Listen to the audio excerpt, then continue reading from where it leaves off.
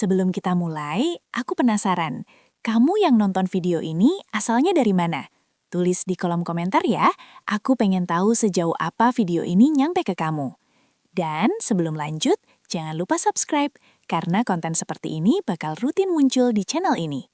Kalau udah subscribe, oke, kita lanjut ke videonya. Ketika suatu saat Mas Dimas menginap di rumah Mbak Adele, dia tidak sungkan masuk ke kamarku malam hari bersama Mas Yoga untuk kembali mendapatkan kebutuhan pribadi mereka dariku.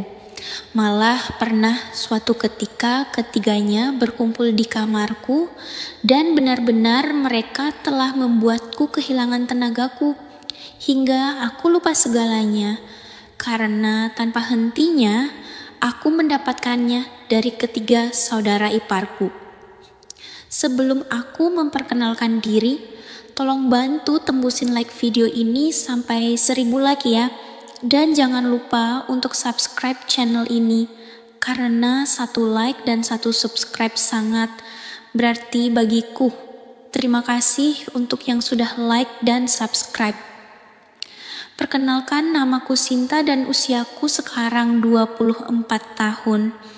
Aku berasal dari keluarga sederhana. Aku adalah anak bungsu dari 3 bersaudara yang semuanya perempuan. Kulitku kuning bersih dan aku cukup tinggi. Sejak kedua orang tuaku meninggal 3 tahun yang lalu, aku tinggal bersama Mbak Adele, yaitu kakak sulungku. Rumah orang tuaku di desa terpaksa dijual dan uangnya kami bagi bertiga. Mbak Adele, Mbak Risa, dan aku. Waktu itu aku masih kelas 3 SMA ketika menerima uang warisan yang tak seberapa itu. Sebagian sengaja aku simpan sebagai deposito di bank, sedangkan sisanya untuk kebutuhan sehari-hariku. Aku juga membeli TV karena aku ingin punya TV sendiri di kamar tidurku. Begitu lulus, aku pergi ke puncak bersama Aldi, pacarku yang dulu sekelas denganku. Di tempat rekreasi, itulah aku ngemprut dengan Aldi. Entah bagaimana mulanya, setelah Aldi menciumku dan memberikan perhatian kepadaku, aku seperti terhipnotis dan terlena dengan segala rayuannya. Sehingga aku pun menuruti saja ketika Aldi mengajakku untuk menginap di salah satu hotel di puncak. Aku tidak bisa menolaknya. Bahkan ketika di dalam ruangan yang bersih itu, Aldi mulai kembali memberikan pengaruh dan perhatian seriusnya yang benar-benar membuatku tak berdaya dan hanya diam saja. Saat Aldi mulai melepas pakaianku satu demi satu, aku hanya bisa merasakan napasku yang semakin tak beraturan dan rasanya benar-benar di luar kendaliku.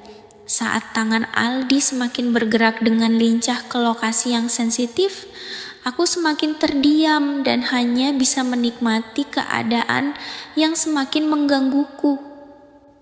Sungguh luar biasa yang kurasakan, hingga akhirnya imanku runtuh setelah tongkat Aldi berada di depan pintu rumahku yang berwarna pink serta harum. Seketika, aku menggeliat tak menentu. Tapi semuanya tidak kupikirkan terlalu lama karena aku benar-benar sangat menikmati suasana yang belum pernah kudapatkan. Setelah tongkat Aldi terdiam agak lama di depan pintu, kemudian Aldi mengajak tongkatnya bergerak maju dan turun naik di lokasi yang belum pernah Aldi kunjungi itu. Hal itu membuat keaslianku pecah karena terpengaruh dengan hebatnya. Keaslian yang terus kujaga hilanglah sudah. Aku terhempas tak terkendali karena hebatnya rasa yang kuperoleh saat itu. Seketika aku kehilangan tenaga, mataku berat, dan akhirnya aku tertidur di dalam pelukan Aldi kekasihku. Bercak noda yang kulihat membuatku gemetaran. Keaslian yang seharusnya kupersembahkan untuk suamiku, akhirnya kuberikan lebih awal kepada Aldi, pacarku, sekaligus calon suamiku kelak Aku ingat Aldi kembali mengajakku melakukannya hingga lebih dari 3 kali pada hari itu. Aku benar-benar dibuat tak berdaya dengan kemampuannya. Tak usah memikirkan keaslian. Zaman sudah berubah. Orang tidak butuh yang asli melainkan kesetiaan, kata Aldi setelah berhasil mengambil anugerah yang paling berharga dariku sebelum ia pergi. Aku tidak menjawabnya. Hanya desakan air mataku yang akan menetes tak dapat kukendalikan.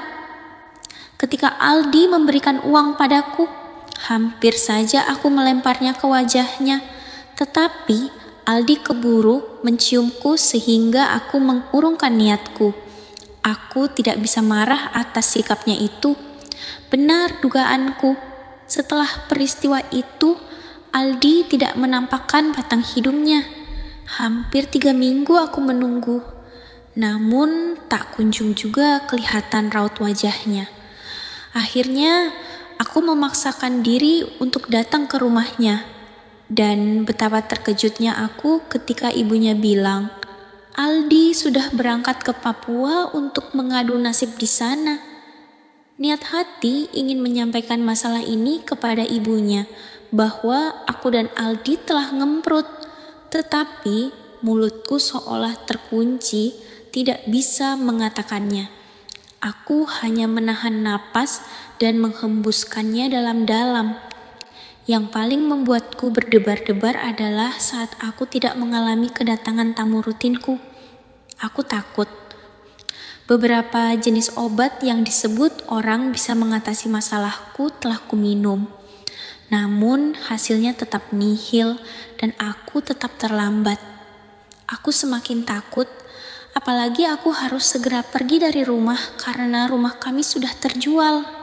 Kepalaku semakin terasa pusing, sangat pusing, karena aku belum siap menerima aib ini. Bulan kedua aku lewati dengan mengurung diri di kamar di rumah Mbak Adel, kakak sulungku. Di rumah ini aku tinggal bersama suaminya Mas Ferdi dan anak tunggalnya Nita yang masih balita. Selain itu ada pula Mas Yoga, adik Mas Ferdi yang hingga kini masih hidup membujang. Sebulan di rumah Mbak Adel, aku sudah tidak bisa menyembunyikan diriku lagi. Ketika Mbak Adel tidur, aku mengutarakan permasalahanku ini kepada Mas Ferdi dengan harapan suami Mbak Adel itu bisa memberikan jalan keluar terbaik bagiku. Besok kamu ikut aku, kita harus menyelesaikannya. Jangan sampai semua orang tahu tentang aib ini, kata Mas Ferdi.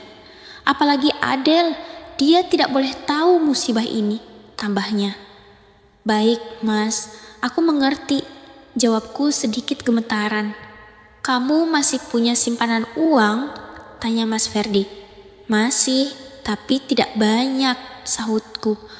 Besok kita ambil kekurangannya. Aku yang tanggung, kata Mas Ferdi. Keesokan harinya, aku dibawa ke dokter yang ada di tengah kota.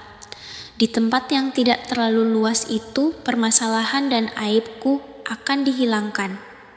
Siapkan saja uang sekitar juta, kata dokter yang akan merawatku kepada Mas Ferdi. Aku kaget saat dokter menyebutkan uang senilai itu, dan itu belum termasuk biaya kamar, biaya perawatan, dan obat-obatan yang juga harus ditebus. Aku memandangi Mas Ferdi untuk mengetahui ucapan dokter. Nanti malam ya dok, ini kami membawa uang juta untuk melengkapi seluruh biayanya. Dan nanti saya akan ambil uang di ATM, kata Mas Ferdi kepada dokter sembari melirikku. Aku merasa sangat lega karena dibantu oleh kakak iparku. Aku punya harapan untuk kuliah kembali agar menjadi orang sukses. Setelah aku menyerahkan uang kepada Mas Ferdi, dalam waktu 10 menit aku sudah tidak sadarkan diri. Ketika aku bangun, aku telah berada di ruangan yang sama sekali tidak kukenal. Tidak lama kemudian, seorang perawat datang menghampiriku. "Jangan bergerak dulu ya Mbak," kata perawat itu yang kira-kira berusia 38 tahun. Kemudian dia menyeka keringatku dan tubuhku dengan baju putih. Tak lama berselang, Mas Ferdi datang dan membawa buah-buahan untukku. Aku tersenyum kepadanya dan Mas Ferdi pun membalas senyumku. Dia mengusap rambutku lalu menciumnya. "Suster, meski kami melakukan ini, tetapi kami ingin tetap menikah," kata Mas Ferdi dengan lemah. "Kami hanya merasa belum siap saja," lanjutnya. "Saya ingin Santi menjadi istri keduaku," kata Mas Ferdi kepada perawat itu tanpa meminta persetujuanku. Karena aku pura-pura menjadi kekasih gelapnya, sehari kemudian aku pulang. Tetapi tidak diizinkan untuk pulang ke rumah Mbak Adel oleh Mas Ferdi. Aku justru dibawanya ke kosan. "Kamu masih kelihatan pucat. Jangan pulang dulu. Kamu tidur di sini sekitar 3-4 hari dulu nanti, baru pulang. Lagi pula Mas Ferdi sudah bilang ke Mbak Adel bahwa kamu balik ke kampung untuk keperluan menjenguk saudara," kata Mas Ferdi. Aku pun mengikuti saran kakak iparku itu. Hari-hari pertama, Mas Ferdi bersikap sopan kepadaku. Dia sangat mengasihiku. Namun pada hari kedua, Mas Ferdi mulai berubah. Setelah berbaring di sebelahku, Mas Ferdi secara mengejutkan memintaku untuk memperhatikan tongkatnya. "Aku nggak mampu Sinta. Tolong kamu bantu aku agar kepalaku tidak pusing," pinta Mas Ferdi tiba-tiba. "Tapi Mas, ini kan nggak benar," jawabku mencoba menghindar. "Kakakmu sedang halangan. Sudah lebih seminggu aku nggak dapat jatah. Kamu nggak kasihan sama aku?" Begitu kata Mas Ferdi. Ingin rasanya aku menolak, tetapi bagaimana lagi Mas Ferdi telah begitu baik kepadaku. Kupikir tidak ada salahnya kalau aku membantunya sekali ini saja. Selain itu, aku juga ingin membalas kebaikan-kebaikan Mas Ferdi. Dengan malu-malu, aku melakukan apa yang dimintanya. Kulihat tongkat Mas Ferdi masih tertidur. Posturnya lumayan besar dan panjang. Lalu, aku mulai memberikan perhatian pada tongkat Mas Ferdi dengan sabar dan sekalem mungkin. Sedikit demi sedikit, aku mulai melihat hasilnya. Tongkat Mas Ferdi perlahan mulai berubah dan menunjukkan jati dirinya. Tanganku merasakan dia mulai bergerak-gerak hingga akhirnya tidak bisa bergerak lagi karena sudah dalam kondisi yang sesungguhnya. Aku terkejut ketika melihatnya. Saat aku berhenti memberikan perhatian padanya, sungguh sangat gagah tongkat milik Mas Ferdi. Kulihat dia memejamkan matanya karena usahaku. Bahkan aku semakin berani memberikan perhatian pada tongkatnya itu. Kini aku tidak kalem lagi dan terakhir aku mulai memberikan kejutan. Hal itu membuat Mas Ferdi menggelepar keenakan. Kulihat Mas Ferdi kadang-kadang mengeluh sambil memanggilku. "Santi, kamu ternyata pandai juga," komentar Mas Ferdi dengan terbata. Sampai akhirnya Mas Ferdi bersuara dengan lantang. Aku rasakan tongkatnya berubah. Kulihat kepala kini memerah dan bergerak-gerak dengan serius. Mas Ferdi memejamkan matanya. Dia menggigil seolah ada sesuatu yang amat luar biasa dirasakannya. Tak lama kemudian, tiba-tiba aku melihat tongkat Mas Ferdi menangis.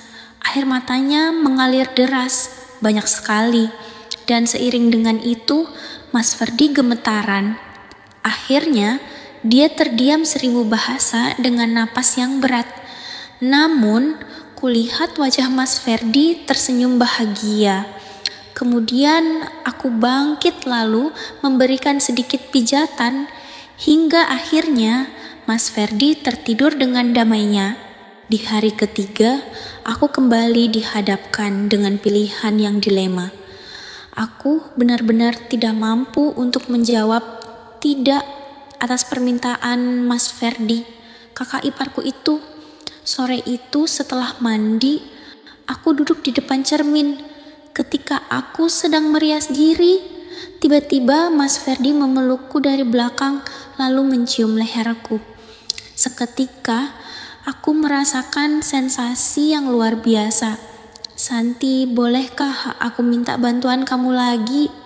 tanya Mas Ferdi sambil terus menggangguku.